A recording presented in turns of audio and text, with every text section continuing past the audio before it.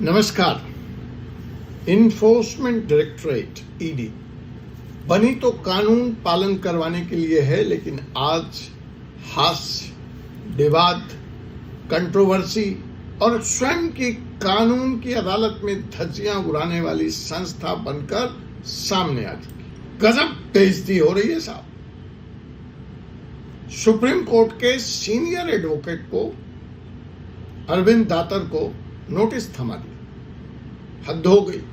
तमिलनाडु में बंद घर पर को सील कर दिया, ऑफिस को सील कर दिया। चेन्नई हाई कोर्ट ने क्लास लगा दी। यहां सुप्रीम कोर्ट और पूरे देश के काले कोट वाले लामबंद हो गए अरविंद दातर के सवाल पर, और लग गई है इस वक्त ईडी विरोध की, शुरू हो गई है क्लास। तो जी हां जनाब, मैं हूं advocate doctor Ajay Kumar Pande, Supreme court of India, और फिलहाल इस वक्त आप देख रहे हैं फोर्सी सुप्रीम लॉ पार्टनर का यह कानूनी चैनल। अभी दोस्तों जो रिसेंट डेवलपमेंट है, उस डेवलपमेंट में ईडी की छवि को जनता के बीच में और मीडिया के बीच में तार तार करके रख दिया। मतलब हास्यास्पद है, लेवल है, हाइट ऑफ इररिस्पॉन्सिबिलिटी कहिए, मन बढ़ना कहिए, अपने को संविधान से ऊपर समझना कहिए, अपने को सुप्रीम कोर्ट से ऊपर समझना कहिए। पता नहीं ये ईडी वाले अपने को समझ क्या रहे। थमा दिया सीनियर एडवोकेट अरविंद दातर को नोटिस। तमिलनाडु में कर दिया इलीगल सीलिंग, और स्वाभाविक था, चढ़ गए एडवोकेट एसोसिएशन की धार पर, रडार पर। एससी की चेतावनी, गंभीर चेतावनी। आज बात करेंगे, डाइसेक्ट करेंगे, क्या कहता है, क्या बताता है फिलहाल देश का यह लीगल क्राइसिस, और इसके पीछे का क्या है लार्ज स्केल ब्राइब नेक्सस, क्या चल रहा है प्रवर्तन निदेशालय में। तो जी हां, ईडी ने सीनियर एडवोकेट अरविंद दातर को सेक्शन 50 के तहत अपने कार्यालय में समन किया। अपराध उन्होंने कानूनी सलाह दी थी। ESOP, एक एम्प्लॉय को शेयर अलॉटमेंट प्रकरण में, केयर हेल्थ के केस में, जहां रश्मि सलूजा के लिए उन्होंने 200-250 करोड़ के शेयर किस तरह से लॉट होंगे, हो सकते हैं, नहीं हो सकते हैं, कानून क्या कहता है, इस बारे में सलाह दी थी। सलाह मात्र दी थी, और ईडी ने थमा दिया, नोटिस समन कर दिया, आ जाइए हमारे कार्यालय। भाई ये तो किसी से ऊपर है, किसी को भी बुला सकते हैं, किसी को भी अरेस्ट कर सकते हैं। कानून से ये थोड़ी चलते, कानून इनसे चलता है। मैं नहीं कह रहा हूं चेन्नई हाई कोर्ट ने किया है कि हमने तो सोचा था ये नया कानून है, यह कानून इवॉल्व करेगा, समय के साथ इसकी परिभाषाएं, डेफिनेशन, पावर तय होंगी। लेकिन यहां तो ईडी के अफसर ही इवॉल्व कर रहे हैं, वो टेस्ट कर रहे हैं कि क्या क्या वो इस कानून के सहारे नैतिक, अनैतिक, कानूनी, गैर कानूनी कर सकते हैं। ऐसा मैं नहीं कह रहा, चेन्नई की हाई कोर्ट ने कहा है।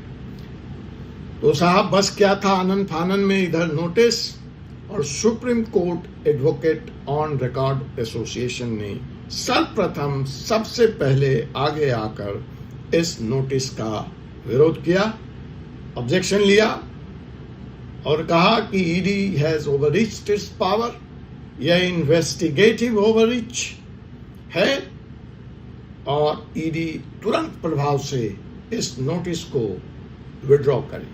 खैर, नोटिस तो विड्रॉ हो गया, लेकिन एक सवाल उठ खड़ा हुआ है इस ओवररीच पर। एक सवाल है लीगल प्रोफेशन की इंडिपेंडेंस पर। यह एक चिलिंग मैसेज है।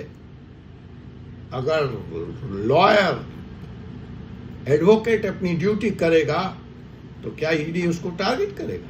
आज ईडी टारगेट करेगा, कल सीबीआई टारगेट करेगी, परसों लोकल पुलिस टारगेट करेगी। क्या इस बात की इजाजत संविधान देता है? क्या इस बात की इजाजत ईडी को या किसी भी सरकारी महकमे को दी जा सकती है कि आप लीगल प्रोफेशनल्स को ही टारगेट करना शुरू कर दो? किसी कॉन्स्टिट्यूशन, देश का कोई भी लविंग सिटीजन के लिए यह रेड अलर्ट है। This is high time to take note of such extra constitutional measures being employed by the government agency in the name of investigation. This can't be permitted. Madras high court ने एक ऐसे ही मामले में उनसे कहा कि this is highly unconstitutional when the office and the residence of the accused was locked. How you can seal it? They sealed it. उन्होंने कहा दिखाइए वो सेक्शन, दिखाइए वो पावर जहां आपको बंद घर को सील करने का पावर मिलता है। कहां से आती है आपको ये पावर? लगे बंगले झांकने, कहने लगे नहीं साहब हमने तो सील नहीं किया है, हम तो सिर्फ नोटिस चिपका के आए। पकड़ लिया हाई कोर्ट ने, कहा फिर उस नोटिस में ये कैसे लिखा है कि बिना तुम्हारी इजाजत के उसमें जो मालिक है वो अपने ही ऑफिस और अपने ही दफ्तर में नहीं जाएगा। लगे बंगले झांकने, कोई जवाब नहीं था। तो साहब ये इनका कारनामा है चेन्नई में। ये केस था आकाश भास्करन और विक्रम रविंद्रन का, जहां बिना किसी लीगल पावर के ईडी ने उनके घर और दफ्तर दोनों को सील कर दिया और अंत में उनको यह कन्फेस करना पड़ा हाई कोर्ट में कि हमारे पास प्रीमाइसेस, बंद प्रीमाइसेस सील करने का पीएमएलए एक्ट में पावर नहीं है। Note it down. ED has no power under any act to seal a closed premises during the investigation. तो सोचिए जरा ईडी कर क्या रही है? खुद ही अदालत लगाती है, खुद ही मुवक्किल है और खुद ही जज है। ईडी अपने आप को जज, जूरी और जेलर भी समझ लिया है, अपने आप को जेल भी यही है। यह डिक्टेटरशिप का प्रूफ है। नो प्रोसीजर, नो लॉ, सिर्फ ओवर रीच। इसी महीने मई 25 को सुप्रीम कोर्ट ने छत्तीसगढ़ लीकर केस में ईडी को कहा था आपका पैटर्न है आरोप लगाना, एलिगेशंस लगाना विदाउट एविडेंस। है मेरा वीडियो, जाके देखिए। उसी महीने मई में ही तमिलनाडु के टैस्मक केस में फिर से सुप्रीम कोर्ट ने, एससी ने ईडी को उसकी हदें याद दिलाई थी। कहा था you are crossing all limits, you are violating the federal structure. पर नहीं जी, समझ में तो आना नहीं है, सुप्रीम कोर्ट से भी ऊपर है, फिर भी ईडी वही करती है या उससे बड़ा करती है। ईडी सुप्रीम कोर्ट के जजमेंट को, ऑर्डर को भी डिसमिस कर देती है, जिसमें उसको क्लियरली कहा गया था कि don't cross your limits, but उसको इग्नोर करती है, सुविधा अनुसार इग्नोर करती है। क्या ईडी को कोई इन सारे गैर कानूनी कामों के लिए, उधर उसका एक अफसर तमिलनाडु में घूस लेते पकड़ा जाता है और भी कई ब्राइबरी के चार्जेस सामने आते हैं, तो क्या ईडी को सभी तरह के गैर कानूनी अनकॉन्स्टिट्यूशनल काम करने के लिए कोई संरक्षण है, कोई शील्ड है? रिपोर्ट्स जो आ रही हैं मीडिया में उसके अनुसार इस वक्त घूस और ब्राइब ईडी में जमकर चल रहा है। लोग पकड़े भी जा रहे हैं। सीबीआई ने कई जगह रेड की है ईडी अफसरों पे। डिसप्रोपोर्शनेट एसेट्स का केस चल रहा है ईडी के अफसरों पर। तो ये सारे के सारे सोर्स, ये सारे के सारी रिपोर्ट्स यह बता रहे हैं, ये इंगित कर रहे हैं कि भ्रष्टाचार, लूट मार का बाजार फिलहाल ईडी में गर्म है और टारगेट्स सेट हैं लोगों के, प्रोब उसी टारगेट के तहत किए जा रहे हैं और कोई भी अपराध अभी तक ईडी के अफसरों पर सिद्ध नहीं हुए हैं, लेकिन आरोप के स्तर पर हैं और एससी भी उनको बार बार अपने जजमेंट में, अपने ऑर्डर में वैलिडेट कर रही है। अगर ईडी पाक साफ है और कानून के तहत काम कर रही है तो यह जवाब बनता है। जो आरोप लगे हैं कि आप इलीगल सीलिंग क्यों कर रहे हैं, आप एविडेंस प्लांट क्यों कर रहे हैं, आप लॉयर्स को क्यों नोटिस दे रहे हैं, यह सब एक्सप्लेन होना चाहिए, वरना जनता को आप ईडी की साफ सुथरी छवि पर शक करने से रोक नहीं पाएंगे। भ्रष्टाचार का गंभीर आरोप लग रहा है और जो सेंटिमेंट्स है देश का वो ईडी के खिलाफ लगातार हो रहा है। लीगल बैटलफील्ड अब सिर्फ कानून का जंग नहीं रह गया है, इथिक्स की भी बात यहाँ होनी चाहिए।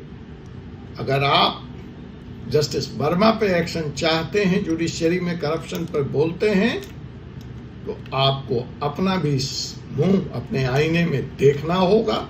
अगर ईडी में कुछ लोग करप्ट हैं, पूरी संस्था सही है, साफ सुथरी है, तो वो बेनकाब होनी चाहिए। ये आपके इंटरनल प्रोब का मसला है। यहाँ पर दिल्ली पुलिस की याद आती है, जहाँ पर दिल्ली पुलिस कमिश्नर ने अपने ही लोगों के खिलाफ सीबीआई को खुली छूट दे रखी और मास स्केल पे दिल्ली पुलिस में एक्शन हुआ है और साफ सफाई का काम हुआ है। अब वक्त आ गया है कि ईडी डायरेक्टर को यह कार्रवाई ईडी की छवि, देश की छवि और संविधान के रक्षार्थ मास स्केल पर ऑर्डर करना पड़ेगा भ्रष्टाचार की सफाई के लिए। और अगर ऐसा नहीं हुआ तो ईडी के पास जो फिलहाल कन्विक्शन रेट है वो दुनिया को पता है, देश को पता है, पार्लियामेंट में वो डाटा है। अब रही सही छवि, रही सही क्रेडिबिलिटी भी जाती रहेगी और इसका असर हर उस जांच पे चलेगा होगा जो ईडी के पास है। दोस्तों, अगर आप एक रिस्पॉन्सिबल सिटीजन हैं, एडवोकेट हैं या लॉ के स्टूडेंट हैं, कानून के विद्यार्थी हैं, तो यह एक वेकअप कॉल है आप सबके लिए। ईडी का मिसयूज सिर्फ पॉलिसी टूल नहीं है, स्क्रिप्चर्स ऑफ जस्टिस को ताक में रखना है। फिर अदालतों पे लगा दो ताला और खोल दो जेल का दरवाजा। Share this video, tag legal bodies, demand transparency, file petitions, stand for the rule of law. मैं doctor Ajay Kumar Pandey, advocate, supreme court of India, कहता हूं, लोग कहते हैं देर आए दुरुस्त आए, लेकिन देर से भी ना आए तो डिले इज द डिनायर। लॉ को छोड़िए, कानून से सवाल पूछिए और जस्टिस को, न्याय को वापस लाइए। आपसे पुनः मुलाकात होगी एक ऐसे विषय के साथ अगले एपिसोड में। तब तक के लिए मुझे एडवोकेट डॉक्टर अजय कुमार पांडे को अनुमति दीजिए। जय हिंद, जय भारत, जय संविधान।